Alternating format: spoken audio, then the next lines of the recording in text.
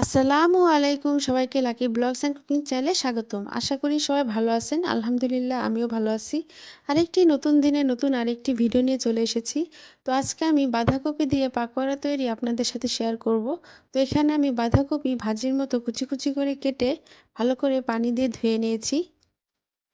আমার ভিডিওটা যদি আপনাদের ভালো লেগে থাকে তাহলে লাইক, কমেন্ট, শেয়ার করে দিবেন আর অবশ্যই সাবস্ক্রাইব করবেন। তো আগে থেকে আমি পরিমাণ মতো মুসুরির ডাল নিয়ে পানিতে ভিজিয়ে ব্লেন্ডার করে নিয়েছি।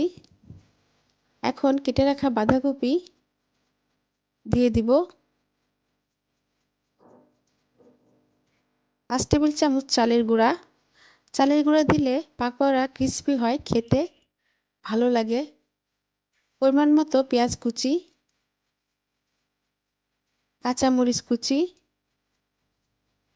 ধনিয়া পাতা কুচি, লাল মরিচের গুঁড়া, হলুদের গুঁড়া।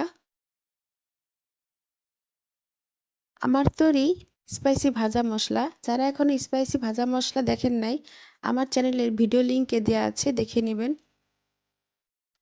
স্বাদ মতো লবণ। লবণের পরিমাণটা কম দিব কারণ স্পাইসি ভাজা মশলাতে লবণ আছে। এখন সব উপকরণ একসাথে মেখে নিয়েছি। এখন আমি ভেজে নিব। তো আগে থেকে আমি ফ্রাই প্যান চুলায় বসিয়ে গরম করে পরিমাণ মতো সাদা তেল দিয়ে দিয়েছি। এখন আমি পাকোড়াগুলো এভাবে দিয়ে দিব।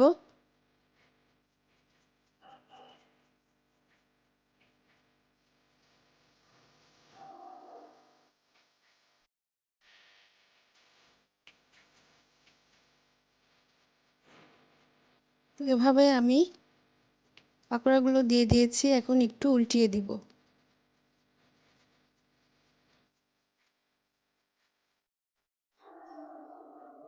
পাকোড়াগুলো হয়ে গেছে, আমি এখন নামিয়ে ফেলবো। তো তৈরি হয়ে গেল মজাদার মুচমুচে বাঁধাকপির পাকোড়া। এই শীতে গরম গরম পাকোড়া খেতে খুবই মজা। তো এভাবে আপনারা বাসায় তৈরি করে খেয়ে দেখবেন। নতুন নতুন ভিডিও দেখতে আমার চ্যানেলের সাথে থাকবেন। ভিডিওর নিচে বেল আইকনে ক্লিক করবেন যাতে নতুন কোনো ভিডিও ছাড়লে আপনাদের মোবাইলে নোটিফিকেশন চলে যায়। সবাই ভালো থাকবেন। আল্লাহ হাফেজ।